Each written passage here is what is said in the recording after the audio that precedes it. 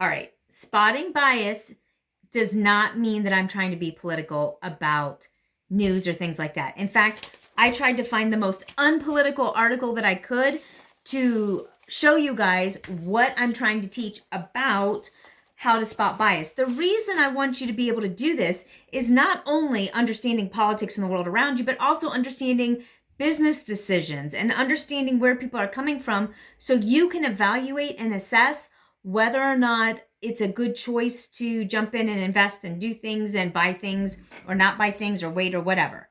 So, the way you spot bias, I'm going to read a couple of different articles, but let me give you some background because remember, I was a professional writer for a very long time.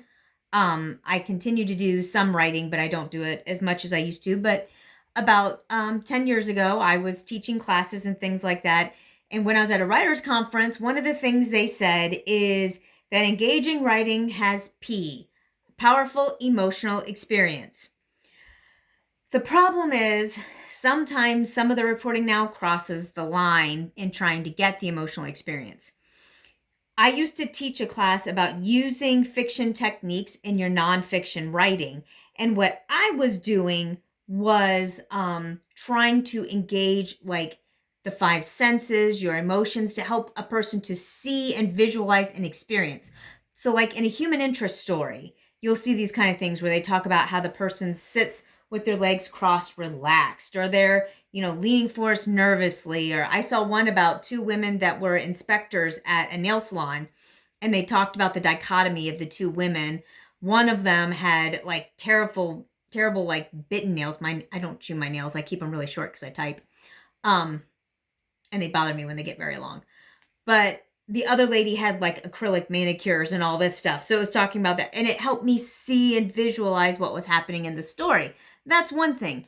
It's another thing when you're jerking people around by their emotional chains, trying to get them to believe what you're feeding them, whether that's truth or not, and trying to get people to agree with you rather than inform them. So, I also used to teach persuasive essay writing. I worked for a test prep company back in 2007 for a few years. And one of the things at that time the SATs had was you had to write a persuasive essay. So I taught them techniques on how to do that. And because I was a professional writer, I was able to also identify other little ways to help people write persuasive essays. So that's the background knowledge I bring to this. Let's look at this. The first thing you need to do when you're looking at any kind of writing or listening to reports on TV or on the radio is the verbs. What kind of verbs are they using? Are they informative verbs or are they emotional verbs? And I'll show you some examples. Number 2, how do they structure their argument? So when you're trying to persuade somebody, you lay out your point of view. You explain in the opening in a way that makes people either sympathetic to your point of view or instills confidence in you, and then you build up a particular way of looking at things. The second thing you do to structure an argument is you address and refute counter arguments. And then you end with your way of thinking. The reason you do this is because people will skim articles, and especially a longer article that you'll see in some of the journals. And I'm not talking about magazines, I'm talking about newspapers and things like this. So at the beginning, you'll have an opening paragraph and you'll have a few foundational things. You'll have some experts introduced, and you'll use specific verbs to try to grab the reader's attention because it's about entertaining. It's not about informing or allowing people to formulate their own opinion. I mean, consider a textbook versus ABC News. You can tell the difference. So you'll set it up, establishing the people that you want to show as credible and establishing the point of view or perspective you are agreeing with. Then down further, you will introduce people who disagree with that side, but the way you introduce them and the arguments that you cherry pick from their objection to you, you then are able to refute with another more credible sounding expert. And then you end going back to essentially reiterating what you said at the top and reinforcing now that you've proven it with all these things and you've refuted. I used to say the concluding paragraph of your persuasive essay said, so I have shown using these following examples from these different industries or areas why A, B, and C at the top is right, why the counter argument is wrong, and why this makes the most sense for this wonderful reason. Oh, I'm so brilliant. It's because people skim, they'll read the opening, and then they'll jump to the end. So you catch the people that just read the top of the bottom, and if they do happen to read the whole entire article because they're really engaged in it, you go ahead and throw in a few of those counter arguments, but you always just give it a quick nod and go, well, obviously, this is, Okay, number 3 thing that people do, that you do to set up and to how you can identify bias, the way they establish bias, is you simply state as if it's a foregone conclusion that everyone knows this. So, I'm just going to make up a sentence. This is completely made up, so don't go freaking out. But so if I were to say something like, although gas prices have been trending upward over the last 5 years, the most recent spike has led people to believe that there's something amiss. But really, after the lockdowns and this and that and this thing happened, experts agree that this is really a normal trend and will drop back down as people return to normal behaviors. I've completely made up that sentence, but doesn't that sound like something we hear? You see how I set up the argument and I said, now see, the thing you're seeing, you feel like it's like this huge jump, but it's really not. And everybody knows, all the experts agree that this thing's going to happen. So basically what I've done is I've said, well, this is what you're seeing, but here's why you're seeing is wrong, and everybody knows it. And this is what's actually going to happen. The thing of it is, they can say that with impunity because 6 months later, when it's only down a little bit, they go, but see, it is gradually dropping. It's surged up and it's just coming back down slowly. Okay. I'm not saying that's what they're saying about gas prices. I'm saying start to listen for that kind of verbiage, wording, the way they cash an argument when you're listening to things, and you'll start to go, well, wait. Okay, I caught the bias in that article. Even if they're talking about clothing or catering or cooking, there's not everybody in any industry agrees on everything. There is debate. Okay, so you simply state it as a foregone conclusion. And then number 4, here's a bonus. Check consistent talking points. Mainstream media is big for this. I actually did a search. I can't even remember what I was looking for. It may have been these articles, which I'm going to show you in just a minute. They're about BlackRock and crypto. I just grabbed something at random. But what I found was there was like 6 different articles that had almost identical. I mean, like, I thought it was the same article, but it wasn't. It was like ABC this and NBC that and this newspaper this and this.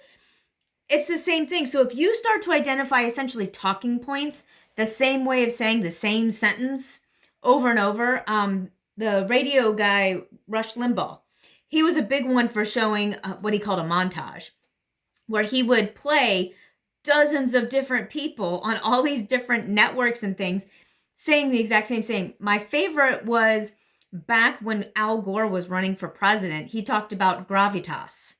And, or no, it wasn't. Was it how? No, they were saying that Bush did not have gravitas and Al Gore did. One person said it, and all these other talking heads, the experts that come onto the news, were all using the same word, each pretending like they were the first one to use it. Now, a wild word like gravitas that didn't even exist really, to suddenly be exploding all over TV everywhere, it was obviously coordinated. So you will see, whether conservative, liberal, Christian, secular, whatever, when you start seeing those certain words, it's like, okay, we've got a bias here. And there's sometimes certain people will say, a certain phrase to identify themselves with a group. I'm not talking about this. Like gravitas is a great example. You know, saying that Al Gore had gravitas. They created a word and then they used it all over the place. All right, so let me show you these two examples from articles and then I'll wrap up this video. It went a little bit long. The two different headlines, one of them, I know it's going to be backwards, I'm sorry. This is NBC, and then this is someplace called CoinDesk. I'm not familiar with them. Like I said, I only grabbed these to kind of give you some examples. So let me show you. The CoinDesk says, headline, BlackRock to offer crypto for institutional investors through Coinbase Prime. NBC reports, Coinbase shares soar 10% in boost from meme traders BlackRock crypto deal. Okay, here's what I'm trying to say.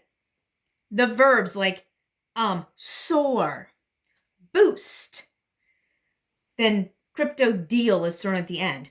Whereas CoinDesk, who apparently works with Bitcoin, because even though this is backwards, you can see there's Bitcoin, Ethereum, Binance Coin, all showing their amounts and stuff like that. Their title is BlackRock to offer crypto. That's what I meant by the verbs. To offer, so they're not, soaring in. They're not, it comes the next sentence. The asset manager giant and the crypto exchange have partnered to broaden access to crypto among institutional investors. It is a very factual statement. There are no emotions that you feel within this sentence. These guys have shares of Coinbase soared Thursday after the crypto exchange announced partnership with BlackRock that will allow its institutional clients to buy Bitcoin. Then they say, next sentence, shares rose. Earlier in the day, they jumped. So there's all these like big exciting words. Do you think if they did not like this, they would use such positive language?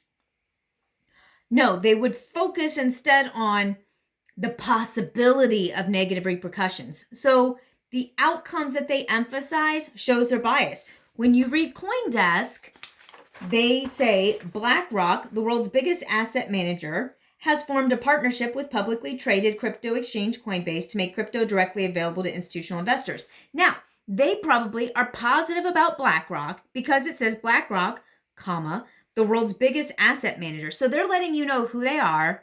And they're simply saying, these guys have legitimacy. This could be a big deal because these guys are huge. Whereas NBC is like, Coinbase rose and they jumped. So services in the company's prime offering will be available to clients of BlackRock's portfolio management platform for Do you see the difference in the verbs? Now, these are kind of hard to follow examples for me because I don't know much about crypto. But, and if you know something about it, you want to share it, go ahead and put it in the comments. But what I'm trying to get you to see is look for those verbs. Look at the emotions they're trying to draw out of you. And look at the way they describe the characters. So CoinDesk probably is positive about BlackRock. If they weren't, they would probably call them some kind of a behemoth versus a giant. Or they'd say they have a strong sense or they're taking over the market. They use descriptors and they use verbs that cause you to have a certain positive or negative assessment. And if they want you to feel like CoinDesk is clearly trying to build a positive, they're setting themselves up as authoritative. So as you read through, you're open to what they're saying because clearly they know what they're talking about. Unless you're really involved in crypto and you know something that I don't know and you're looking at it going, whoa, this is actually revolutionary. But in general, when you're looking at articles and when you're listening to things, listen for those verbs and the emotions that they're trying to get in you. And you can start to see what their bias is because they'll have positive verbs and they'll have negative verbs. And the verbs that they use will be associated with one piece of the article or the other. So if somebody liked Coinbase but not BlackRock or vice versa, then they would always be like these, good guy, bad guy kind of verbs and adjectives used. So kind of look through, see if you can find some cool examples and share them in the comments as well. Because I'd love to hear your feedback, and I will see you on the next video.